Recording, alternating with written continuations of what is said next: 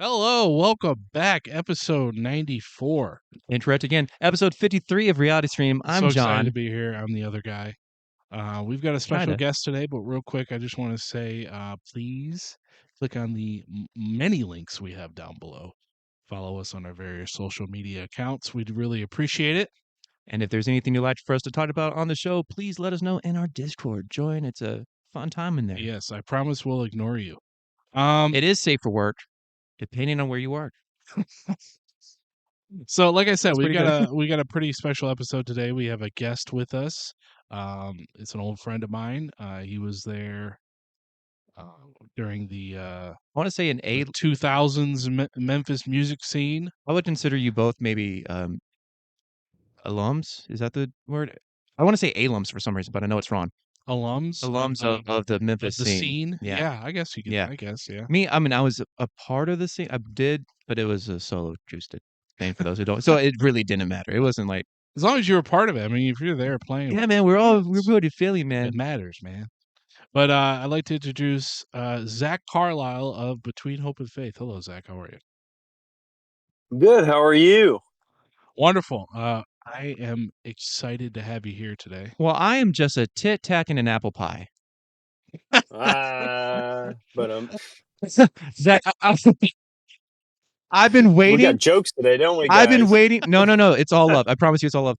And I'm about to prove it to you. I've been waiting since we decided to do this. I've been waiting so long to start with that. Zach, I want to throw a date at you. See if it registers anything. July 4th, 2008. Yep. That does. Okay. Under oath. Yes. Yeah. Okay. So what that was, from my point of view, okay, I'm 16 years old. I worked at Sonic. I have a shitty haircut. But then I saw somebody that had a better version of my haircut later on that night, but we're going to get to that in a second. But anyway, and my my sister, dyed part of my hair like a pinkish purple color. Yeah. So, Zach, if you have a good memory, you might have seen me in the front row. But anyway, so this was, I can't remember all who played it, but it was Under Oath was the headliner. Yep. Playing at Spam for like the July 4th show. Spam. And it was like, they're like, come, it was a barbecue thing. They're like, come hang out with the band. And my little teenage flippy hair ass was like so excited. And I got pictures with all the band members of Under Oath. And I was like, and they all signed my shirt. I still have that shirt to this day. But again, I had this terrible haircut. So I've lost the pictures somewhat intentionally. But anyway, I remember that night because this band opened up, right? And I remember this before I came tonight, that The Dark Knight was about to come out, or it had just come out. So they had a big Batman. I don't want to call it a toy, but it's like one of those. I'm guessing you could probably get it at Walmart. One of the mega-sized ones, Oh, yeah. Yeah. Uh-huh. And then I got that as a birthday present, actually. Oh, spoiler alert. Yeah. But this band opened my eyes, and there was also a flippy-haired angel that, in a way, became a mentor to me. And actually, if you don't know this, Zach, I have Second Chances tattooed on me. That was my first tattoo. So, I've listened to some of y'all's episodes, and you've mentioned it before, and I've thought about sending a link to Kyle, just saying, hey, you should listen to this, and just just tell him, like, hey, man, you're forever just, I guess, printed on somebody's body. Oh, he knows. Oh, does he? Okay. That sounds like as if I was a stalker. No. When I say like he and I had a time where I'd say recently did friends. Like I looked up to him. Like I said, I did a solo acoustic thing. I don't know if you call it an act. It sounds like I'm part of a circus. But he recorded an EP for me at his house when he lived with Gary. I actually that's awesome. Yeah, that was a really good time. I was like, I don't know how he had the patience to deal with my, at the time, tone deaf ass. But I actually have a piece of B-half memorabilia. At least do you now? Kyle told me. His black PV amp that has like the red stripe at the bottom. I think he said that that's one of the amps that he recorded the EP on. Probably, but we recorded that EP up in Nashville. So to be honest with you, I don't really remember what equipment we brought and everything. And plus, I was a vocalist. I didn't lug anything around. So I mean, Oh man, what's that You know, like? Because that's all I did. What so, did you do? well, you had the van, man. That's what I'm saying, man. That's what sucks, man. I wish I sold the damn thing, and then there would have been a reason to not do it. And I do have another funny BHAP moment, but I'll share that later. I don't want it to be me jabbing on. So Well, Well, go. honestly, I'm honored to be on y'all's show quite a bit. Just because oh, I really do. I like when I found out you guys actually did a podcast. I went back and watched a lot of the episodes, and you guys well, tripped thank me you, out Thank thank you. you, I bud. so appreciate that. much. And Because there's a lot of times when I'm like, I'm not nearly as funny as I am outside of the show. Outside of the show, I think I'm freaking hilarious. On here, I'm a deadpan fish. oh, it's just the mic. That's all it is. It is just Mike. It is just Mike. No, no, it's No, not the me. mic, the Yeah, that mic, one. not Yeah, that Mike. one. No, yeah, that one over there. Oh, the one in front of your face. Oh Yeah, wait, I don't know how y'all are sitting. yeah, not Yeah, at you all. So do. We're sitting in You, front of each other's faces. you've seen the episodes. You know exactly how we're sitting, Zach. And yes. I'm looking at you through the camera whenever you watch this episode. Oh yes. Looking I'm into so your excited. eyes. What are you But wearing? I'm wearing a but Paramore yeah, shirt. we're so glad to have you here. And So excited. there was one story that I wanted you, if you wouldn't mind, telling our Okay. 5 viewers. And I swear to God, if It it's was a hilarious story. Well, a story that I thought was funny. Um, the story where you had to drive Under Oath, a few members of Under Oath around. I think Yeah. it So was. that show, there's so many different stories for that show. Um, ooh, so you know the saying, and I'm not here to talk trash about anybody, but you know the saying, "Don't meet your heroes." oh no, For sure. yeah, Yeah, and keep in mind, Under Oath was the band that like got me into the whole underground music just in general, and same. it Yeah. was pre the Under Oath I got exposed to was pre Spencer Chamberlain So being in the with band. Dallas Taylor, Okay. Yeah, so yeah, they had an album called Cries of the Past, hmm and that whole album blew me away. And so after that, I like all I cared about was at least one day opening up for Under Oath, right. or at least getting to meet them. Yeah. Well, then we got the opportunity to, thanks to Ryan Gill, and Won't Shout look out to back. Ryan. Won't look back. oh yeah, won't look back. And even before, I don't know if y'all ever got involved with Back on the Map booking, went to any Back on the Map shows. That's a whole I, nother I thing. remember I remember the name before they changed it. Yeah. Well, so Ryan got us on, and he was just like, "There's going to be some stipulations, and if he's ever going to listen to this, or anybody from BHAF is going to listen to this, they could correct me. But I'm pretty sure we like the stipulations were we had to load and unload them and run them around town so they could Ah, get things, which was okay. fine because we didn't care. I mean, It was we your got to play with band. I Under mean, Oath. it was your favorite Oh band. hell yeah. Absolutely. Yeah, like sure, by all means, we don't care about doing anything like that. So we did, and we lugged them around, we unloaded their stuff for them and things like that. But I had in my car, I drove this piece of crap Pontiac Sunfire and had no air conditioning, by the way. So Oh, we're all great. piled in. Oh yeah, so we're piled into this car. It's um, me, Grant, Tim, and Aaron Gillespie, and I want to say somebody else Good was old in there. Aaron. I have Um, a feeling he's the worst. He, I well, mean, yeah, he did seem a little bit like that at that show that I met. I mean, but then He's again, like that he at was he every was show. crowded. Well, I mean, he had a huge group around him compared to the other Oh, members. oh, oh. Sorry to sure. please continue.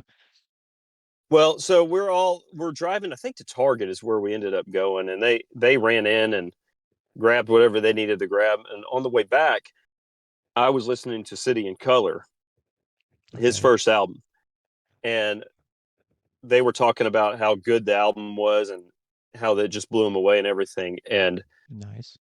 I I had mentioned, I said, City in Color reminds me of Eric Clapton. And before I could finish, Aaron Gillespie cut me off and he says, "What are you, an idiot? He sounds nothing like Aaron or Eric Clapton." And I sat there in my car driving, just awkwardly sitting there, and I go, well, wasn't finished. I was gonna say he kind of looks like a tattooed Eric Clapton. Jeez. And he goes, oh, I could see that. He's like, I think I'm gonna text him that right now. No, wait. All right, cool. Way to Cool. just be a tool, man. But yeah. Aaron was not a nice human being. From the stories I've heard. And granted, you got to keep in mind, he's riding around with some kid he don't know. Right. This guy that's driving around is probably all googly eyed, looking at all his heroes. Right. You know what I Playing mean? his album, by the way, I would like to add that. Playing his album. Yeah. Their album. And it's like, it's a nice touch. Yeah, I'm sure he's tired from being on the road, and there was just no telling what was going on. And so I just it just killed it for me. Yeah. We played our set, and I don't even remember watching Under Oath set. I was that mad. Was that the same show? The July 4th show? Yeah. Oh man. Because I was wondering, because I know you said that you got exposed during the Dallas Taylor age, but I was like wondering if that was about the time. I was like, but I think Dallas Taylor is probably a good human. I've never met Dallas Taylor. I'd like to meet him someday, but I've never met him. But that show, they were really pushing the Define the Great Line album, right? Which to me is a top tier album. It's a very well written album, but yeah, that show really just after that little experience, I was like, oh, I mean, I think I've watched some of their though. set, but like after that, I was like, man, I didn't really care. Well, your story is not the only story I've heard about Aaron Gillespie. We played a show with Sky's Airplane, which is a band I really liked, and Emerosa was there. That's with Johnny Craig. Also, another piece of shit. Another piece of shit, but amazing vocalist. Incredible vocalist. Probably one of the greatest hardcore vocalists ever.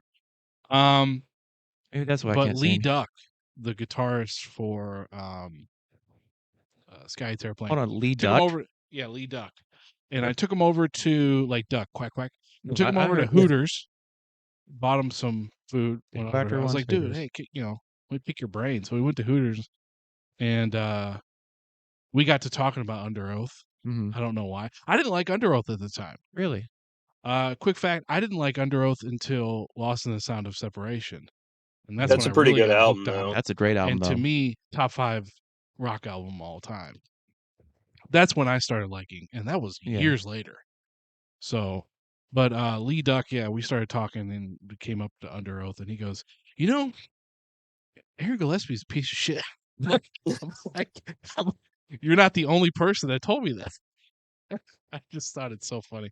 It's just it's crazy how some of these artists are just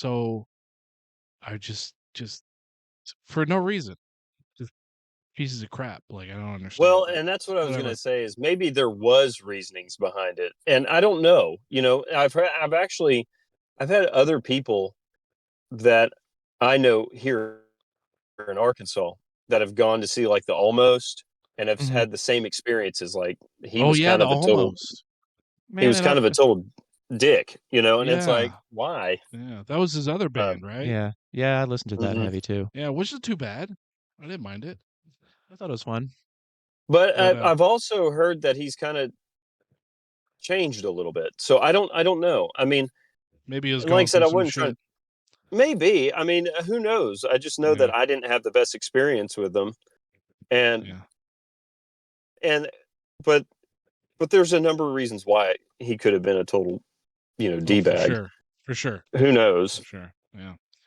Because I've also heard that he's a super sweet human being, and I'm like, well, I don't think I've ever heard that, but maybe.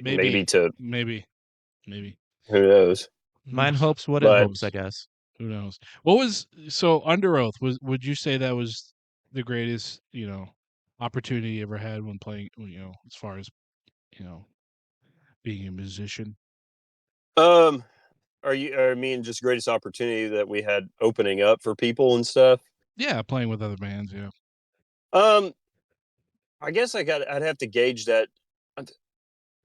It's up there. I'll say that, but for me, Okay. a lot of it was when we opened up for A Day to Remember twice. We opened up for them twice. A Day to Remember. Noise. That's funny. And speaking of pieces of crap, their bassist was piece of crap. Yeah, he's not there anymore. Yeah, I know. He was a dick too, dude. Yep. That's funny. Now the first time we opened up for A Day to Remember was at a small venue called the Dregs. Yeah. And it was off of Lamar and Airways. It was over in that area somewhere. And it was us, A Study in Scarlet, 4 Years Strong, and A Day to Remember. I think that's what the lineup was. But there was only like 100 people there. And I had never heard of A Day to Remember at the time. And really? Okay. I watched their set and was blown away. Because this was before that Homesick album came out. And I don't think I'd ever seen a fan base react the way that they reacted in that small little room. And they were, singing along. They were beating each other up. Was this during? It was wild. That sounds like a during Goosebumps For Those moment. Who Have Heart? Yes. Okay. Oh, yeah. Because they exploded pretty hard. That album. I mean, I still talk to a few people like Daniel back home. Mm-hmm. He still thinks For Those Who Have Hearts probably like one of the best albums to come out of that style of like hardcore. So a lot of people loved that album. It was huge. Oh, it's so good. It was huge. Yeah. It changed the game, in my opinion. For sure. For how like pop punk and hardcore moved on from there on. I mean, I guess from there on out, you know what I mean? Like that album came out, and like next thing you know, there's so many bands trying to do that, trying to be catchy, heavy, melodic. Melodic. Breakdowns. Yeah, pop punk meets hardcore. B-Hap wasn't. Yeah, no joke. But and then we opened up for them again, like a year later at the Singleton. A year or two later at the Singleton. It was it was a year later, and that place or that show to me. When to go back to your original question, I think that to me was one of the ones that like really bumped us up and really made us step up our game on so many levels. Because they headlined, but we played right before them. And well, that show always has a special. I have a special like what am I trying to say? Like tie to that show because that's the night I met my wife. Oh, and so and she did not like that whole scene. She wasn't a part of that scene at all. But she just happened to know. Do y'all remember Matt Engel, Metal Matt? Yeah, Metal Matt from Combatica. Yeah. She grew up with Matt, and so Matt called me that night and was like, "Hey, I got a buddy that's coming up, and she doesn't like this stuff, but we were hanging out, and he's like, do you mind just kind of hanging out with her and talking to her?" And I was like, "I guess. Why are you pawning your friend on me?" It's kind of what I was thinking. Yeah. And then when I met her, she was just like probably the most unique, coolest person I'd ever met in my life. And the rest of that night, we were playing a set, and I kept looking for her out in the crowd, going, "Who is that chick, man?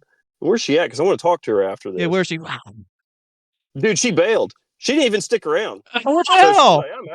She's like, "I'm out of here, man." So it wasn't love at first sight, is what you're saying.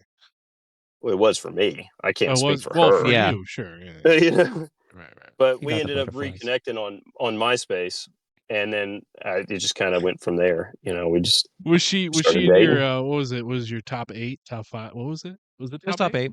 Oh yeah, the top 8, dude? Yeah. She moved up there. Did you put a song on your MySpace that secretly No. was for her, but she didn't Some know? bullets on a No. Valentine, yeah. A little book. Tears don't fall. Tears don't fall. Is All that these is it? things I hate revolve around me. No. Hold No. on, It Zach. wasn't anything like that. Scream, aim, fire. But yeah, Morgan, I miss Morgan, man. She is a wonderful human being. We need She's to amazing, man. I need to go down there and hang out with y'all. We need to take a trip down there Y'all or need, something. yeah, come visit, man. I mean, we're not in Tennessee, Mississippi anymore. We're in Arkansas now. You know, it'd be But cool. come on. Didn't you say your friend owns that coffee shop? Yep. We should talk to him and see if maybe we could do an episode of the podcast at the coffee shop. That'd be kind of cool. And he would allow it. That'd be He freaking would. sweet. Maybe call some old friends from the music scene and have them come by and hang out, and maybe we You should know what just would have be a really reunion. cool? Why don't we just have a reunion? I'll open up Oh my for gosh. hardcore bands like I've done a couple Just times. invite it. Yeah, just invite just me everybody. with the You guitar. Yeah, there what you go. could do, what you And could then do is then the podcast will headline. Oh, that'd be great. It'd be Yeah, there you great. go. It is Oh, Those reality old scream. geezers. that'd be incredible. Well, now that it's set, like now that we're talking about it, it's set in stone. It's happening. I'm gonna try to figure It's it out happening. now. You got to reach out Yeah. to Ryan Gill, All right. and then Wait. Why Ryan, do I gotta bring him in this? because He he sells has all the wine. connections, and he sells liquor now. Okay. Maybe we I can get a have him added on sponsorship. Facebook. Maybe we get a sponsor. There you go. Hey, if he'd have to correct me if I'm wrong, but I'm pretty sure he works for Pat Benatar's husband, and That's hilarious. that's Pat isn't that funny? Benatar's. Out of all people, like what? Okay, I'm just gonna let you know if we come down there for the event, John and I are gonna stay with you. So make room. I live in a fifth wheel, so Oh, that's all right. We'll make it work. Well, I we'll have make it I have happen. family down there, Michael. I'll just live in a tent right outside your door. That's great. All right, this is episode So I want to. 4003. We're here again. It's raining. It's cold. But yeah, Might ate all the I rations. wanted to talk too about like what my most memorable moment was playing Go in for that it. scene. Yeah, And lay for it on sure, us. it was. It's hard to really pick because I think one is it. Maybe I have two. Okay, the first one would be our first big show with Won't Look Back, and that was with Tony Danza, Tap Dance Extravaganza. Yeah. That's Opening for them. amazing. And even though the band's like, they were cool, fine, whatever. But that was just our first big show with Won't Look Back. And then the other one would be opening for Miss May I. That's probably Oh the other yeah. one. So there's been so many good moments, or the moment like where I got booked to play a show at the Olive Branch Park. Oh yeah. and I jumped off or I was gonna jump off the stage to mosh, but I tripped and fell off and face planted on the rocks below. Oh my Is that God. the one that your mom was at? What? Is that the one that your mom was at with Katie? No, that's the one where I met Daniel for the first time. Aww. Yeah. I love that Zach told his story about meeting Friendship. Morgan, and now you're telling the story about you meeting Daniel. This is just perfect for the episode. Love at first sight. Love at dude. first sight. Love at first sight, bro. Well, Daniel flips a hair and it's over. That's right. Man, but there's just so many. There's so many good ones, and You don't even know really where to start with all that, because You don't. you're right. There's so many, and it just, it's when you go back and you think about those times, you think about all the memories you've made and all the cool stuff you got to experience. But I guess to me, like, all my favorite memories were just hanging out with people for the most part. For sure. Like, I met so many cool people that I still off and on talk to. Right. Right. What about you, John? You said you played acoustic. Who did you open up for anybody in particular that you just really thought, this is amazing? I can't believe I'm doing this. I opened up for my living room a couple of times. That's amazing. The first show I ever played was in a like townhome in South Haven. It was for a band called, I think it wasn't the Gaslight Anthem. It was the Good Night. No, I can't remember what the hell it was, but it was like a 2-person band, and it was like with me and this D-pad that I'll say off air. That was local. See, Okay. but as far as like I was just thinking about it. I mean, I opened up for the Idris account at the Abbey. They're like Oh, I that's think they're cool. twins. Yeah, that was pretty cool. I remember them. One time I actually thought about this. Kyle Cedars and I had to do the last name for listeners if they don't know who we're talking about. AKA Second Chances. And I drove up to Nashville because we had a show together, and we played at this little uh it's like a coffee shop meets venue, as they usually are. Yeah. You know, Right. coffee shop slash venue slash like I think there was like a record stores, Yeah. like maybe they can whatever. But it was a really cool experience because it was just me and him hanging out, just taking that 3.5 hour drive. Right. Did y'all ride together in his van? Was it his van? It might have been his van. I can't remember. I feel like he had a smaller car. But I Well, don't. if he But then did, again, this is many years ago, so I can't really remember. Um, right.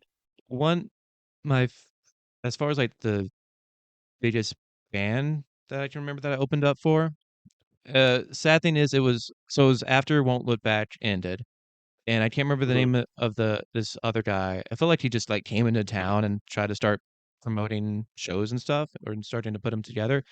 Um, but so it wasn't very well promoted. So not a great turnout. Like it's just me, my buddy Brandon that rode with me, and then like some people that I knew, and then like the bands kind of thing.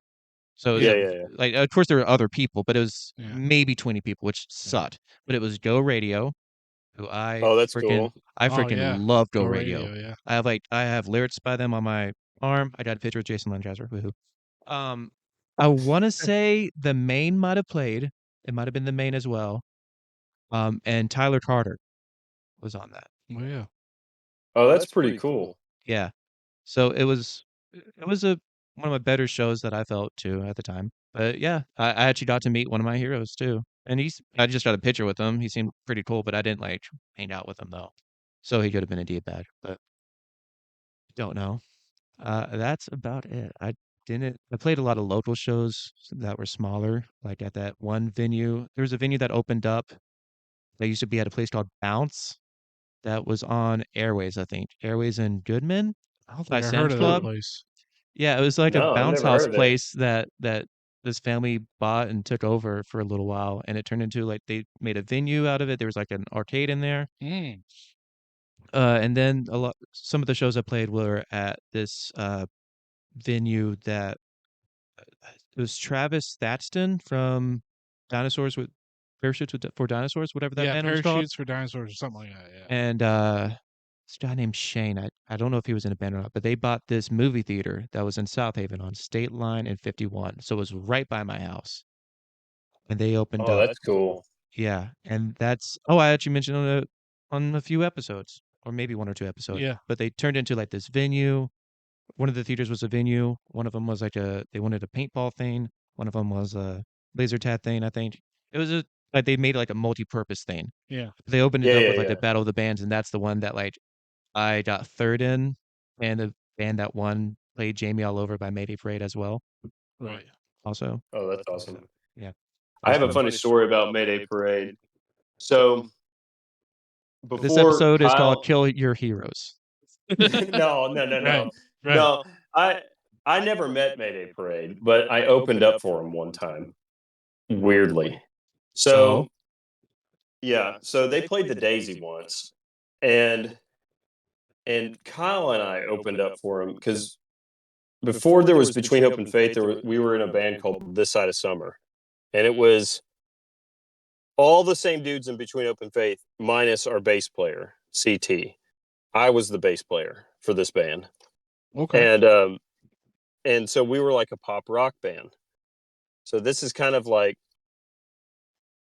how we kind of got involved in playing shows. Was back in the day, there was, before Won't Look Back, there was back on the Map booking, and Ryan had started booking shows for Back on the Map.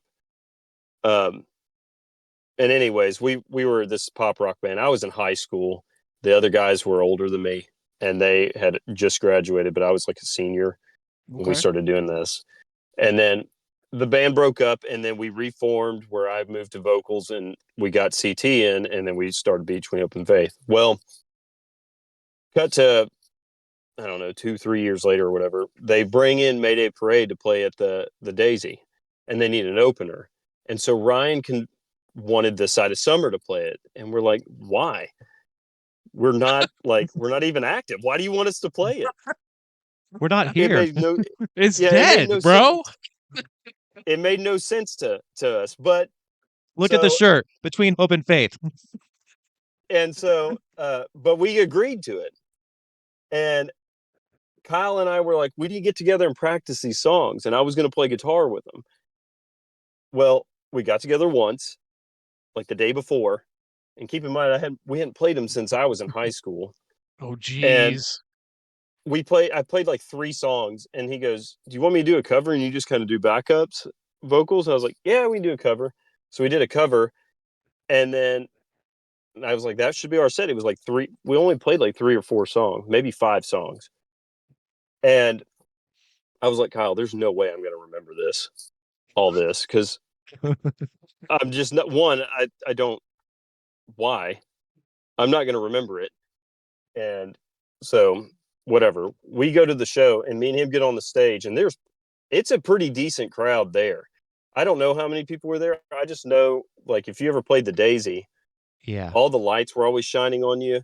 And so you didn't really know how many people were really there, at least in my experience. Right. And we get up there and we start playing. I think I played 2 songs with him, and then I forgot the rest. And I looked at him, and he looked at me, and I said, buddy, you just want to play Second Chances stuff?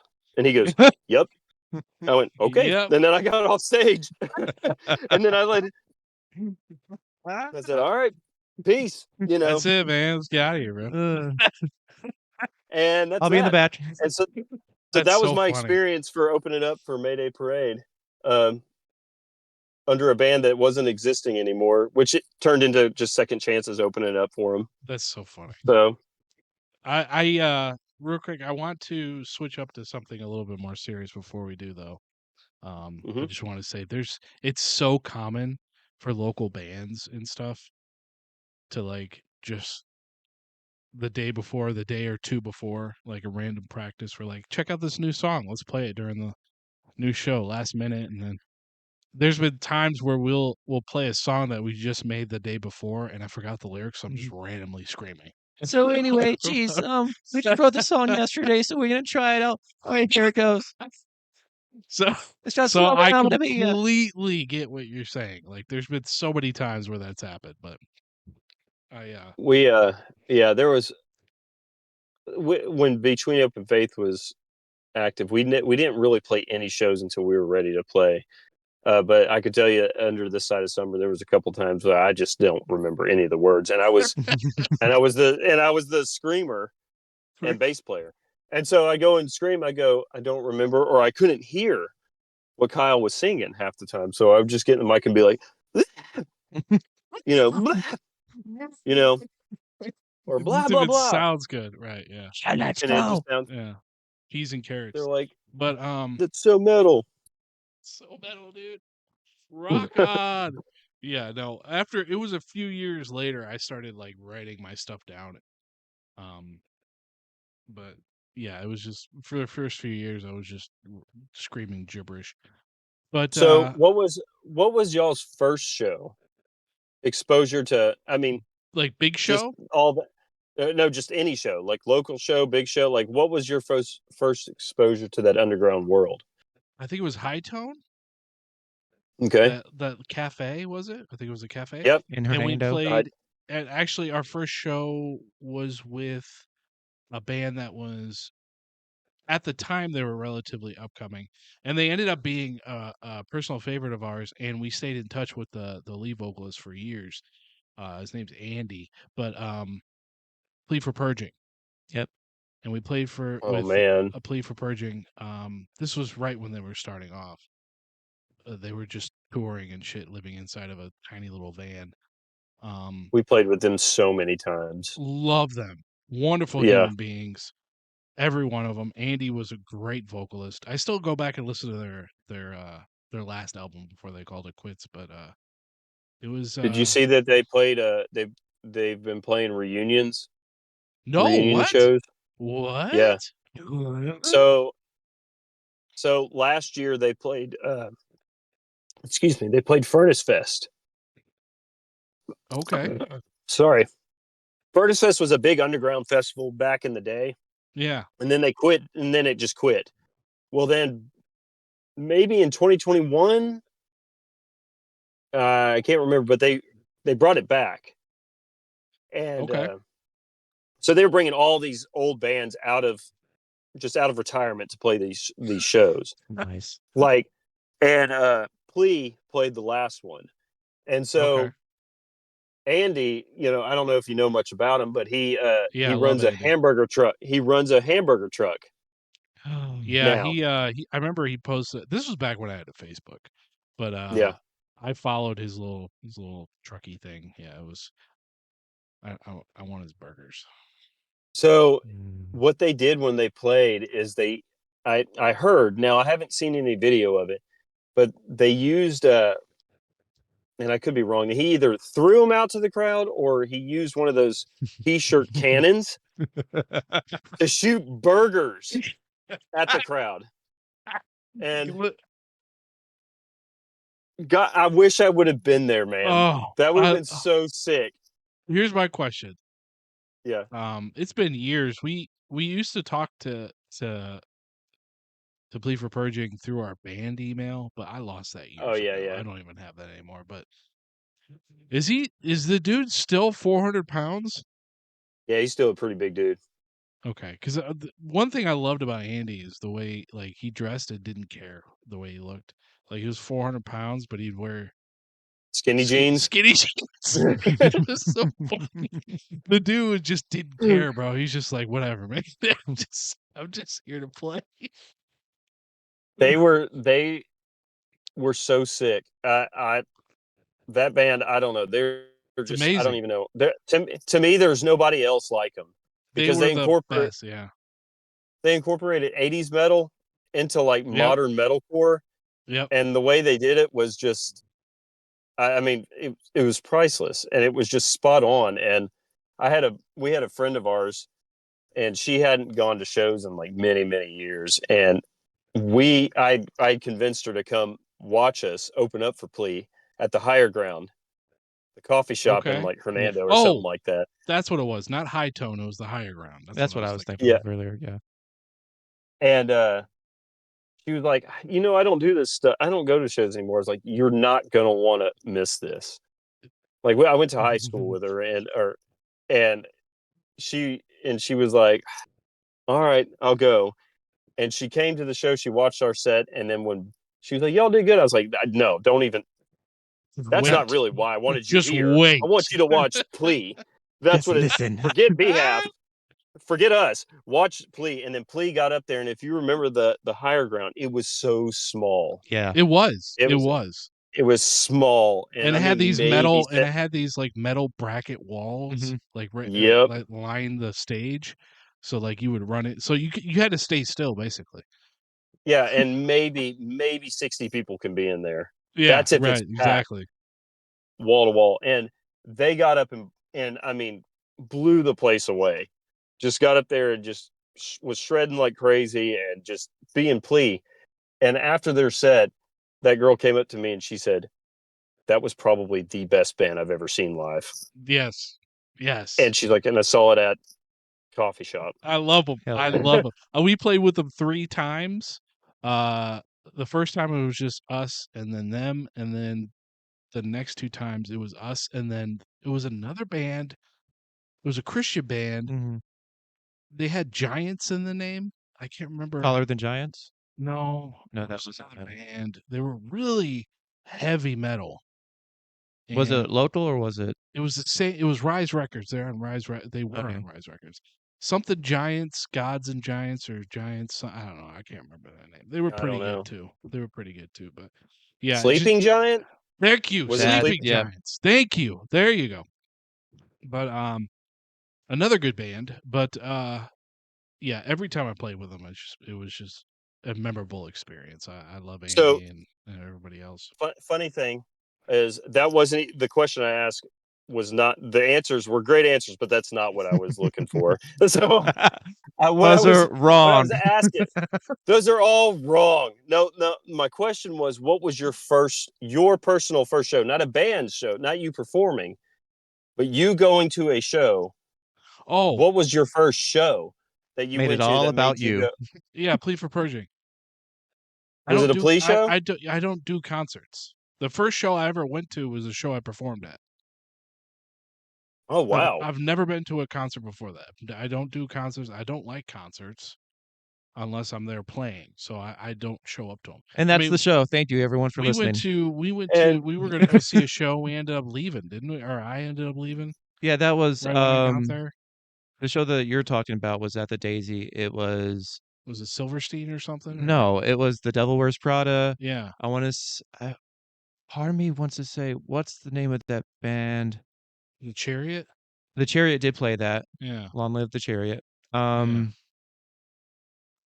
But I showed up. I think As It Lay Dying might have been on that show As too. It Lay Dying, okay. I was thinking, what was the name of the band where the singer he tried to hire die to kill his wife. Trying to get his wife killed. Yeah, Tim Thibodeau. I showed up, right, and I was like, you know what?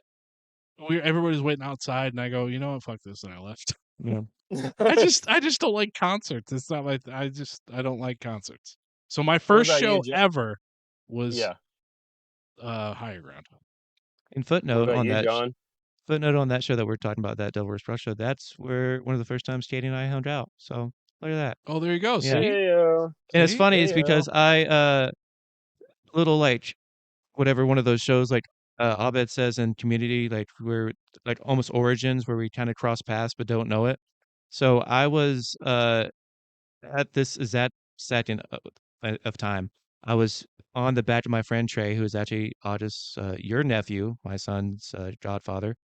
I was piggybacking on him, and you and Daniel were walking by, and apparently Daniel said, or you said, "Oh, who is that? I hate that guy." And then Daniel was like, "Wait, I know him." Wait, you? I was talking about you? Yes. Oh yeah. I used to hate John. Yeah. Oh, that's great. I used to hate John. Yep. But we're best friends now. Sort of. So anyway, my first like metal show that I remember, I was very excited. I want to say it was 2006. I was a freshman. It was at the Daisy. It was Glass Ocean, Maylene and the Sons of Disaster, Norma Jean, and Under Oath. That's a good lineup. Show. That's a stacked. That was a good lineup. That was a festival. That was right when Define the Great Line came out. Okay. And that's awesome. It blew me. Of course, the only one that I knew of Norma Jean, but the only one I actually listened to was Under Oath. But still, that show blew my mind. So Norma Jean's one of the first bands I got into. After Under Oath, it was Norma Jean. Well, Memphis will be laid to waste, you know. Oh yeah. Casualty. If we're talking about first bands we got into, Bless the Fall. Oh, that's deep cuts. I don't think I've heard Bless the Fall in 15 years. That was emo. That was emo metal, bro. That was like emo screamo, bro. Wow. Emo screamo, bro. And then after that, it was Day to Remember, and then Oh wow. Wow. I'm almost embarrassed to say it. No, don't be. Don't be. You need to wear that badge of honor, my man. Yeah. You know, the first show I ever went to, Tyler Mathis, it was the vocalist for Cavatica.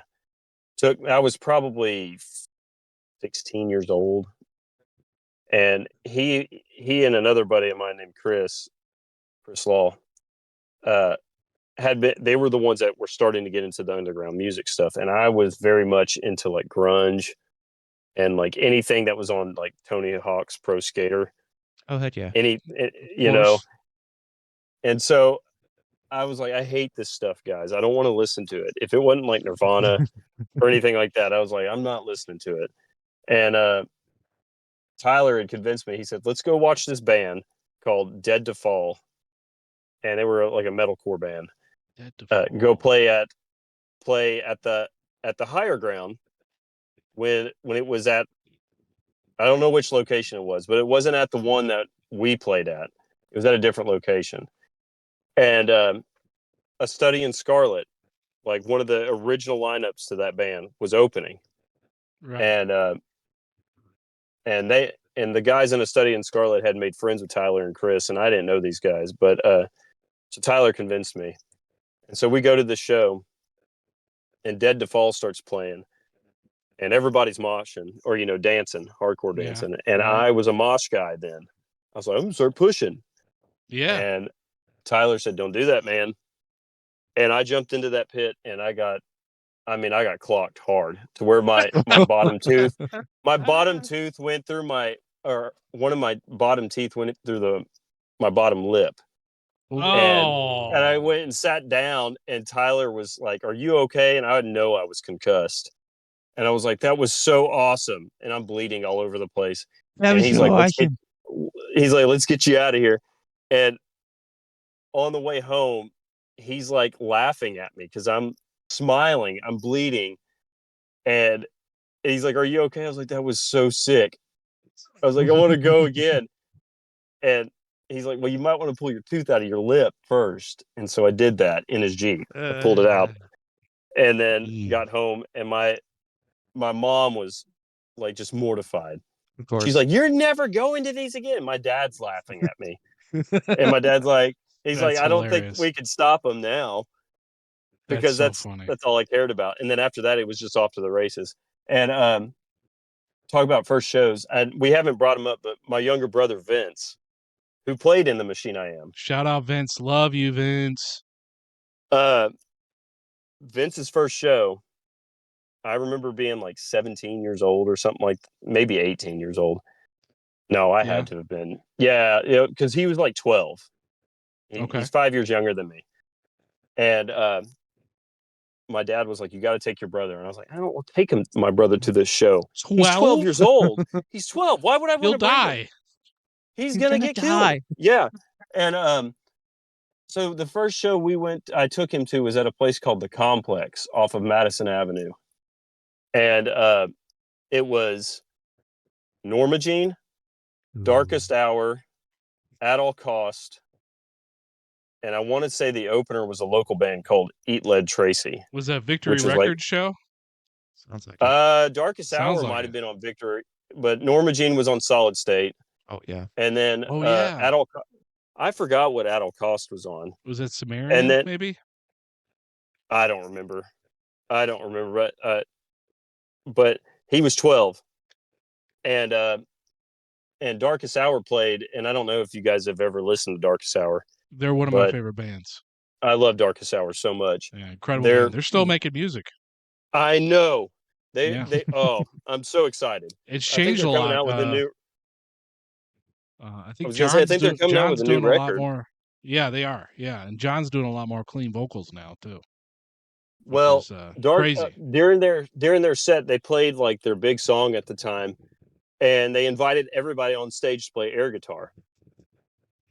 And so Vince, being 12 years old, is on stage with their lead guitarist. I mean, literally standing behind him, like shredding, trying to get him to shred. And then I knew right then, I was like, he's going to start coming to shows like crazy. Yeah, yeah. Then he became a bassist for the greatest band ever. And, oh yeah, The Machine I Am, the best band to ever exist. And I'm not being sarcastic there. I really do think y'all are awesome. Shut up. I don't know, guys. NSYNC is coming back. Are they really? I mean, they already came back. They did? That was a while ago, yeah. But listen, I wanted to talk about something a little bit more serious, and I'm glad you brought up his name, Tyler. But I wanted you to tell, because one, I want people to know, what happened, and then I also wanted John to know, because Cavatica was a pretty important part of our, I guess our childhood, right? I guess our teenage years, in the Memphis music scene. Yeah. If you don't feel comfortable sharing the dirty details, that's fine. I kind of wanted to talk about Tyler and send some love to him and his family. And if you can, just tell us the story of what happened with Tyler. So, yeah, I won't go into like a bunch of details on it, But make a long story short, he passed away back in 2018. And man, it was kind of sad. It was very, very sad. And I haven't even really talked about this, like, not that I'm some sort of superstar or something, but like publicly or anything, because Tyler and I were best friends, like to the point where like, I helped write some of the Cavatica lyrics, where he even helped me with some of the Between Open Faith lyrics. And like I was telling y'all earlier, like he took me to my first show, and he was there for a lot of like the big moments in my my youth. First job I ever got, me and Tyler got jobs together, our first jobs, down to going to prom for the first time Tyler was there. First show, he was there. First time I ever played a show, he was there. First time he ever played a show, I was there. But Tyler had his demons, and he battled with a lot of like insecurities, I guess is the best way to put it. And he coped with it in ways that nobody should, and it ultimately killed him. Right. And so if there's anything like I could really say on it, is like he left like such an impact, not just on my life, like personally, but I know he left an impact on a lot of people's lives. The whole scene, man. The whole scene. He did so much, and he inspired so many people. Because there was times, especially back when we did Cavatica and Between Open Faith did a reunion show in 2017 at the Growlers, and BHAF played, and we did fine, we did great but Cavatica, I mean, just they killed it, man. Right. They got up there and just they destroyed it, and I don't think I'd ever seen a crowd of our age, or just even like newer people there, move the way that they moved for Cavatica, even back in their heyday. Right. Like it was like some of the bands that came after that were like, I was inspired by Cavatica. Like, yeah. Cavatica. Everything was Cavatica.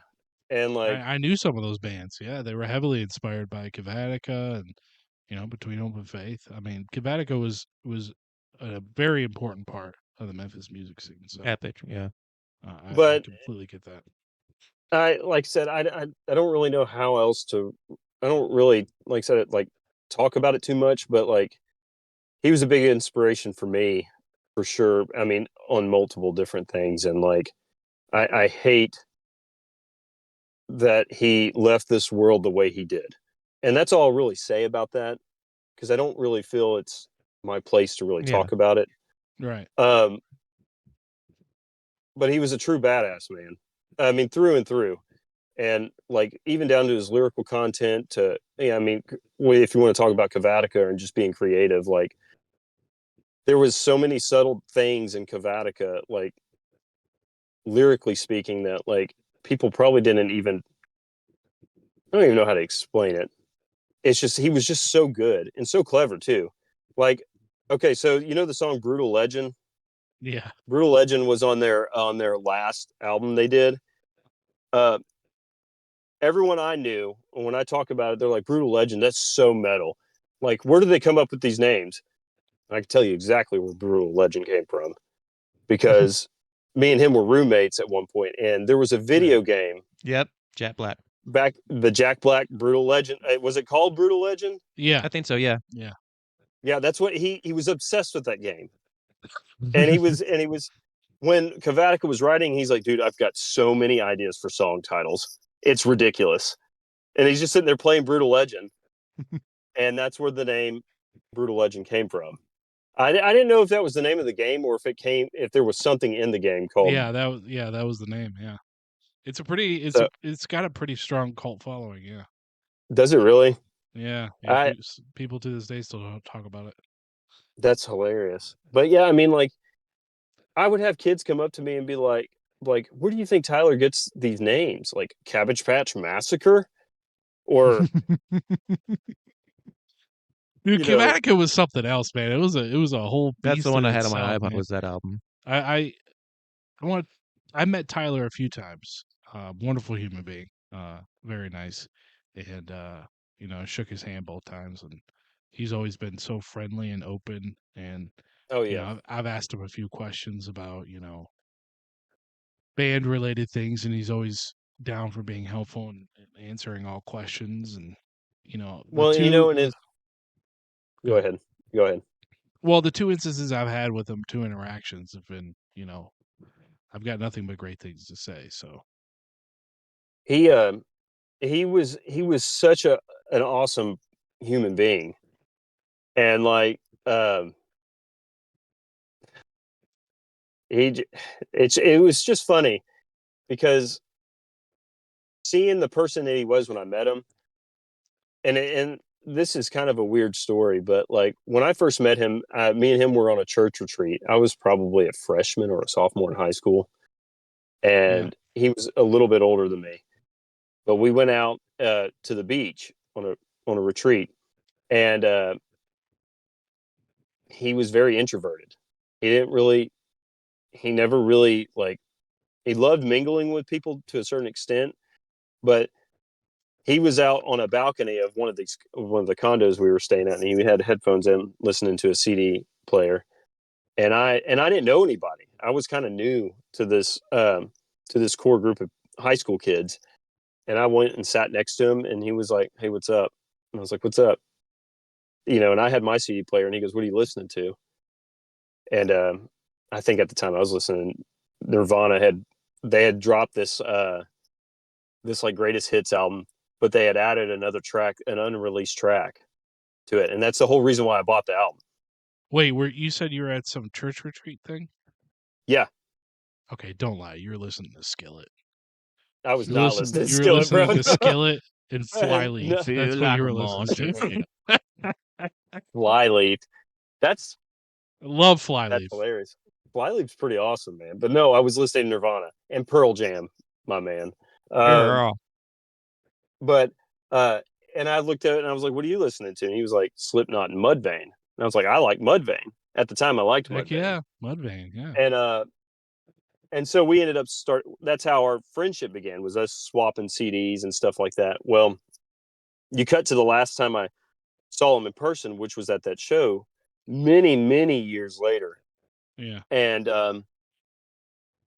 I'm actually getting ready to leave and drive back to Arkansas. Like, I drove in that day, played the set, and turned around and drove back after our set.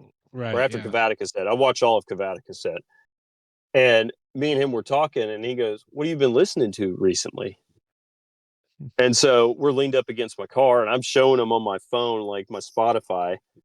And I'm like, "Dude, check this out. Check this band out. Check this band out." And I was like, "What are you listening to?" And he's like, "Man, I'm check this band out." And I've always found that kind of funny that it, like, the last time I saw him. Now, I spoke to him after that a handful of times, but the last time I physically, saw him in person ended the same way that the first time I physically, met him.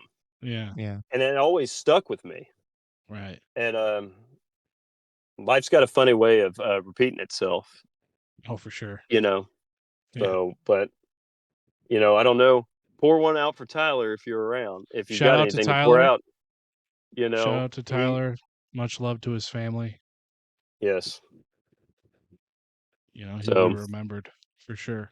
Him and he's etched in a lot of people's minds. That band Cavatica.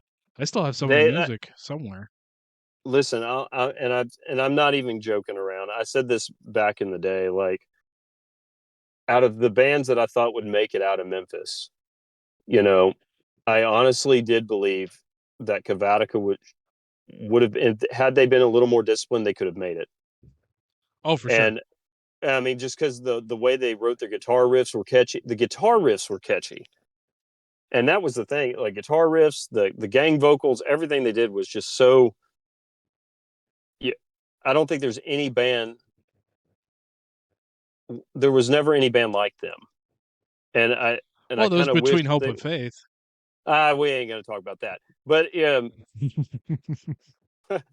I do appreciate that. But Every time I talk to people back home, it's the same two bands. It's Gavatica Between Hope and Faith. Right. Well, I appreciate that very much. But and we were,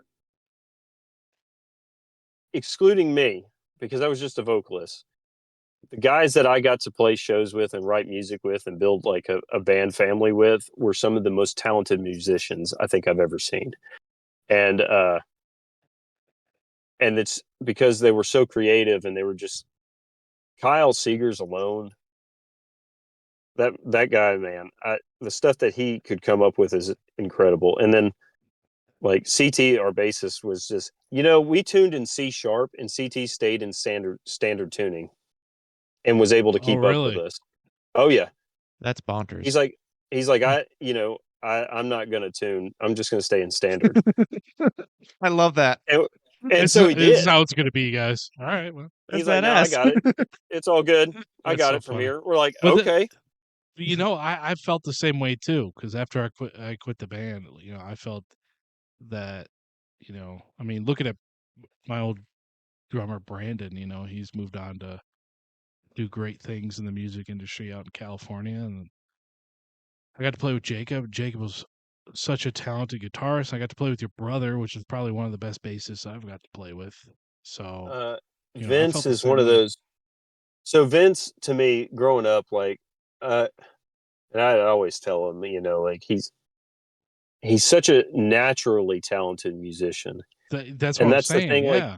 Like, Yeah. I had to work to learn how to play stuff where Vince would pick up an instrument, and it felt like then like it would be hours later, and he's already mastered it. Yeah. Yeah. He just got And it. I'm Yeah. like, bro, I hate you so much Right. because I worked so freaking hard to learn how to play G, C, and D. Where You're you playing just like, Dragon Force. yeah, and it's crazy, but like, anyway, what I was going to say is Cavatica was the band, and I truly believe, and I told Ryan and Taylor this, that the Machine I Am would have been the next big band. And No. Oh, no. I'm not even kidding, man. I said it to him a handful of times because you guys were very catchy. Very We were catchy. going for that melodic stuff, man. And it was catchy. So, Yeah, it's been but an absolute honor, the people I got to work with, and being able to play alongside Between Hope and Faith and well, Gavatica. thank It's you, been John. John, I very, wish I very was fun. able to play with you, but I don't think you started playing shows really until I was probably already out of the scene by then. It's 2009, so wherever that landed. I was making my way out, I think, Yeah. right around then. How'd you Because have a quick? BHAF, Go ahead. I was gonna say BHAF, I think we played our last show in either 2009, 2010, something like one of those years. Yeah. I, but Are but you sure? mm-hmm, Because I think yeah. we quit in 2011. I could have swore you guys were still playing. We'll Maybe I got see. my years wrong. I don't know. I'm old. Well, Morgan and I moved to Arkansas in 2011. Okay. So, Proves you wrong. Oh yeah, I remember well, I that just year. It was a scar on my heart. I know. Yeah. Anyways, I think you'll be You were okay. talking. You brought that up in an episode, and what? I'm very sorry to have left that scar on your heart. But I hope Oh no, you're fine. No, I'm able to place my hand on it and heal it for you. If I may. Embrace it. we had a nice. I remember. It was just, what was it, a couple weeks ago? He messaged out of the blue. You saw the message, I think, and we called, and that night, you and I kind of we talked for what, a good Hour at least. Hour. yeah, an hour and a half, just kind of squared things away. But I think we need to.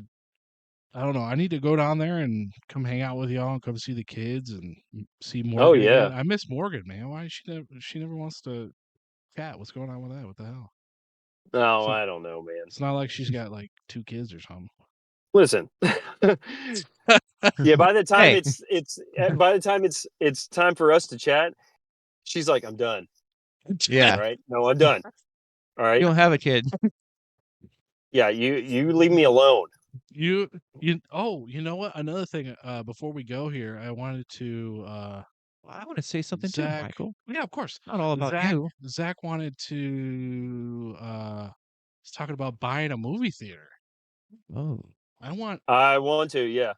Yes. There's I'm telling you a right movie now, theater. if you get that theater, I'm selling everything I'm owning. I'm moving down there. We're gonna run that fucking thing. We're gonna run it. We're gonna run it. John, you guys pack up and come too. Come on, man.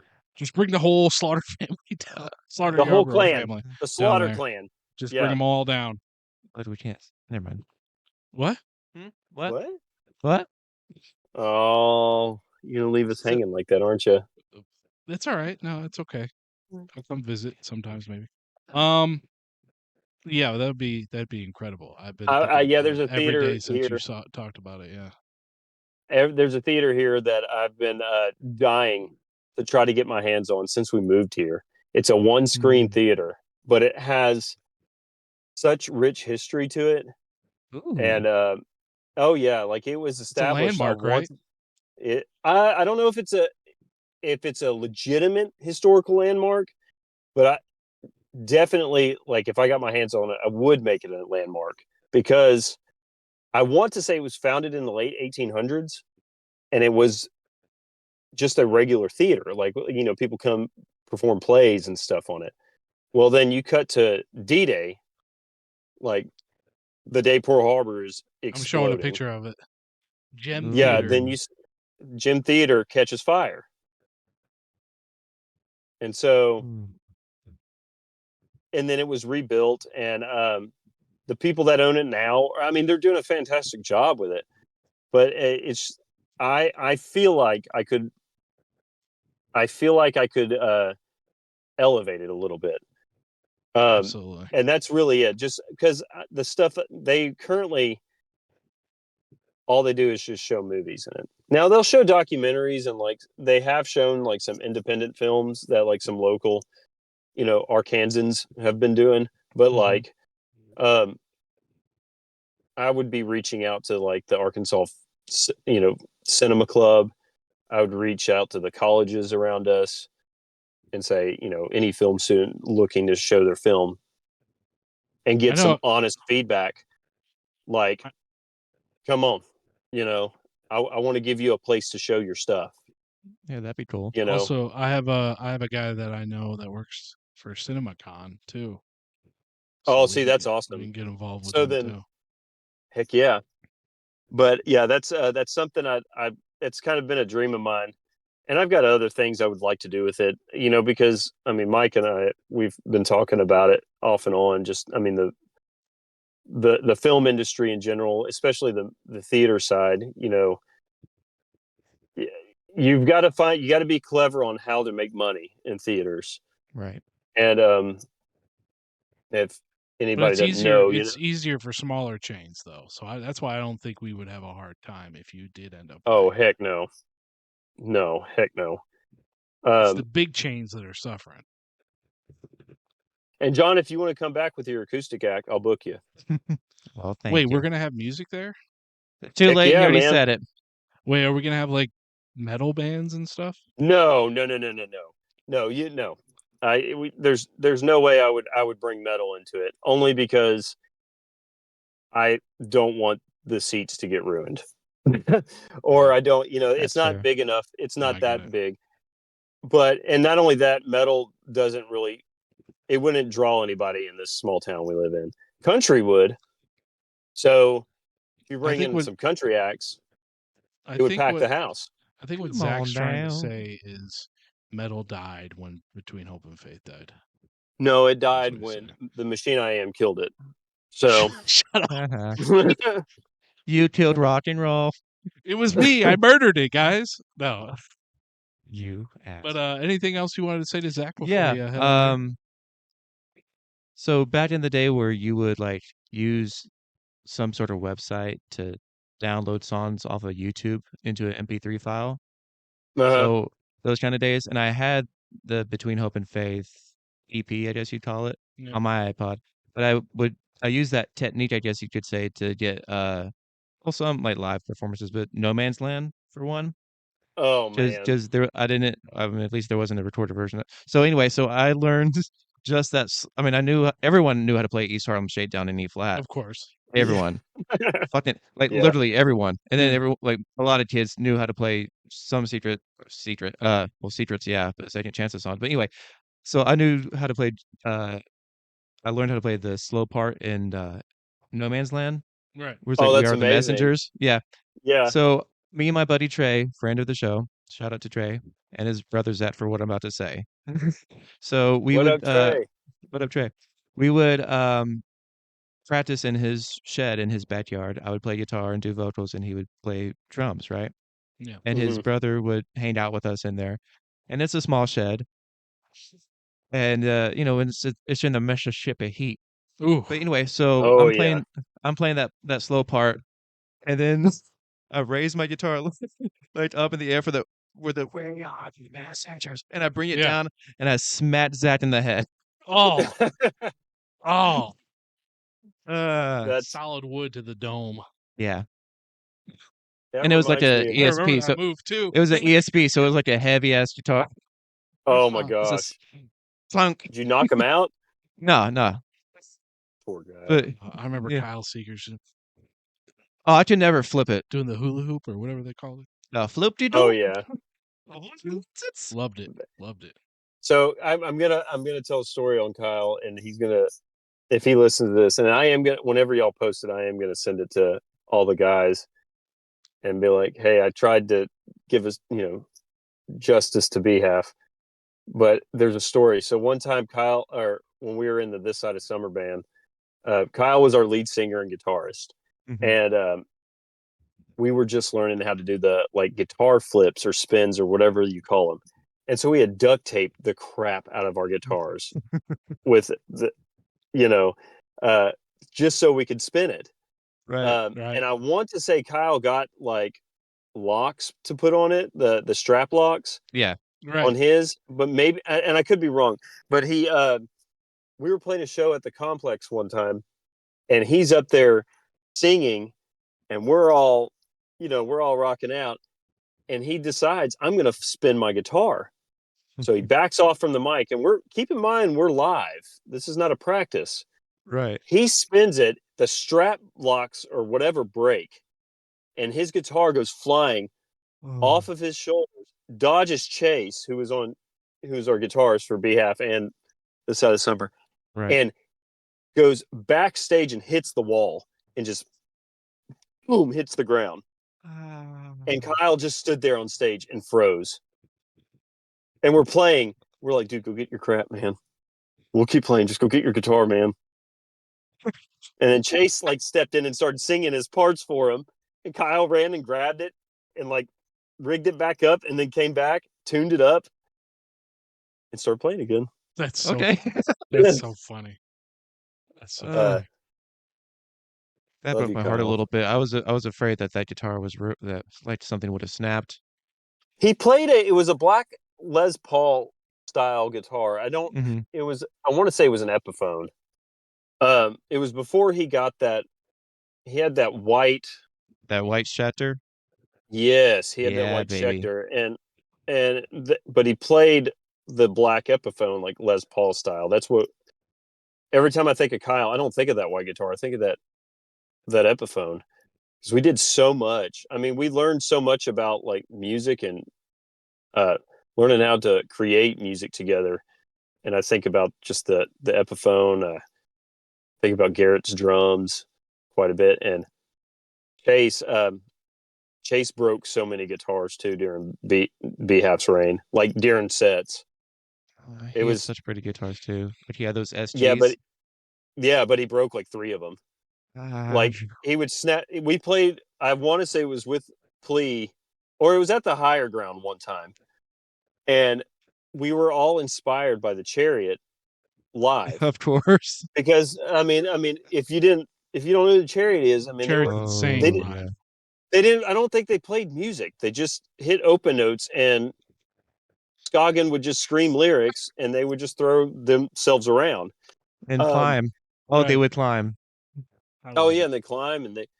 But anyways, we were always so inspired by them, and so Chase would do some pretty outlandish stuff, like climb on Garrett's drums and things like that. And one time at the higher ground, I think this was the last time he broke a guitar.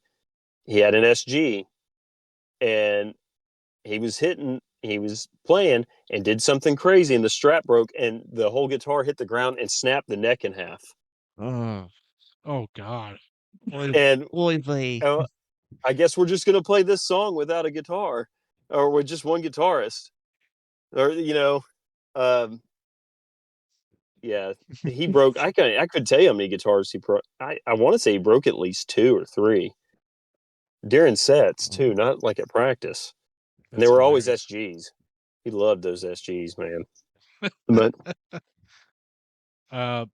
But Zach, I do appreciate you coming on. I really do. Absolutely, thank you. It's been an absolute treat. Next time we get you on, we can talk about the other stuff we wanted to talk about. What? Sounds good. Oh yeah, we got a bunch of other stuff we were about. We were gonna talk about some tinfoil. We were gonna talk about conspiracy theory. I want to do a conspiracy theory episode with Vince. I didn't know how you feel about conspiracy theories, but I would love to at least listen. Okay, for sure. And you could blow my mind, and I can comment on them. Did you say you want to do it with Vince? With who? You whore? You said Vince, right? No, is that or convince? No, yeah, we're gonna convince you to come back on, convince. Michael. Okay. Oh yeah, no, I didn't say Vince. What are you doing? Maybe I did. I don't know. But anyways, it's been an absolute pleasure. But real quick before we leave, I wanted to give a shout out to some old friends: Jacob Hatch, Brandon Phillips, Vince Carlisle, Cal Seegers, Andy Britton, and Danny Boy. All right. Yeah, members of the and Chase. Everybody took part. Chase, as well with his long. You know what? Breaking guitars. There was actually a band that I think I remembered suddenly, just randomly. Yeah. Jonah the Furious. Oh yeah. So I wanted to tell a quick story about. Random. So when you were telling that story about hitting your buddy in the head, there was a time when Jonah the Furious, and I don't know if y'all remember this at all, but they were playing a set at the Singleton, but it was at the small stage. And because do you remember that place had 2 stages? They had the big stage and the small stage. Well, Bobby, their vocalist Bobby Lawson, was like headbanging and somehow hit his head on Chris Kelly, the bass player's, the head of his bass. And when he did that, he came up and he was just bleeding profusely, like all over his. He ended up leaving, and I finished out their set for him. And he went and had to go to the hospital and got stitches and all sorts of stuff. It was that hard, huh? Oh, it was pretty dang hard. There's pictures of it somewhere online. I'm sure you can probably find it. I remember Bobby, but after what was it, Joe the Furious? Like after that band went away, I never saw Bobby again. So Bobby started a band with a guy named Clay Crenshaw, which I don't know if y'all know who Clay is. That sounds familiar. So Clay, him and Bobby started a band called A Thief in the Night, and they played quite a few times, and then Bobby moved to California. At some point, I don't know when he did, but he moved to California.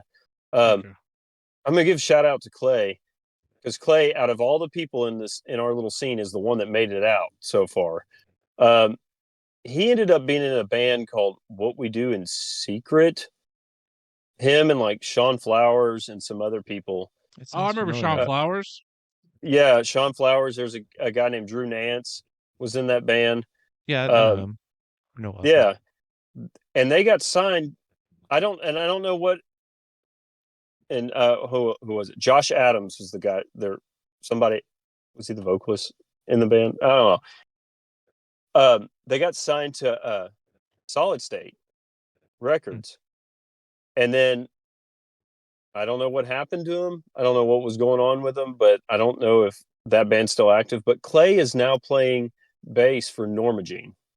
Ooh, wow, okay. nice. So I think way to go, Brandon. Clay. I guess you can kind of say Brandon made it out too. He started touring with what was her name? A Disney A person. Disney I chick. thought of another Memphis And he still band. plays with her. I thought of another Memphis band to shout out. I can't remember the name that they were first under, but I want to say the second name that they changed it to was Near. It's like Nuir. It was Zach Holcomb, Matt Berry on drums. Oh, Matt Berry, shout out. Matt Berry lived in the same neighborhood as me. I love Matt Oh, Berry. really? Matt Berry. Yeah, love Matt Berry. So they were called Judges. Judges. Yep, I remember Judges. that was Mhm. they put on a great show too. They were cool because they were a band that wasn't like trying to be metalcore or melodic or anything like that. They were very much like a Experimental, like a kind of. post hardcore indie band, I guess is the best way to put it. They Yeah. were very experimental is probably the better way of putting it. But they were really cool because it wasn't. I really enjoyed them because they were just so different Yeah. than what everybody else was doing, and like it was the same thing with Jonah the Furious broke up, and then they reformed, but with Hunter Bobo as vocals, Hunter. Hunter Shout out Hunter. and they were called Parallels. Currents. Parallels, Current, man. and then they Well, parallels they back were on. Currents at first, Yeah. and Currents was very much it was Jonah the Furious, but they were very much like Oh Sleeper meets Explosions of the Sky. They were very Okay. ambient, and they had like 9-minute songs, and they would be very like pretty, but then very heavy, and then Yeah. pretty, and then heavy, and then Parallels formed, and talk about, I mean, pulled that band is I don't I thought for they were sure they were gonna hit big. I thought for sure they were gonna hit big. I'm pretty sure those guys. What happened was is they actually were in talks, and I have to talk to Kyle about that because I am kind of curious. Because I left after I saw Parallels a handful of times, like maybe 2 or 3 times live, and then we moved. Um, but I'm pretty positive they were close to signing with either Rise Records or like a subsidiary. I can't say that word. I To think Rise. isn't Rise subsidiary to Victory? I'm pretty sure. If it is, I don't know. I don't know if it. I want to say that they're not, but I mean I could be wrong. I don't know. I know that they were going to start this sub label under Rise, and they opened for I think it was the Devil Wears Prada Ooh. at Hope Presbyterian, and it was called like the Abbey. I think is what it was called. In the basement. And so, something like that. But they played that show, and I got them enough exposure to where they were going to be like. And I could be completely wrong, but I think that's what it was. Is this sub label from Rise was going to sign them? Like they were in talks to doing this and getting ready to like hit the road, and then there was I don't know where the shift came because after that first EP or that first album they did, they completely changed their sound. Yeah, they really did. To a like more doom metal ambient a lot sound slower and why do that? Slower. Were they encouraged to?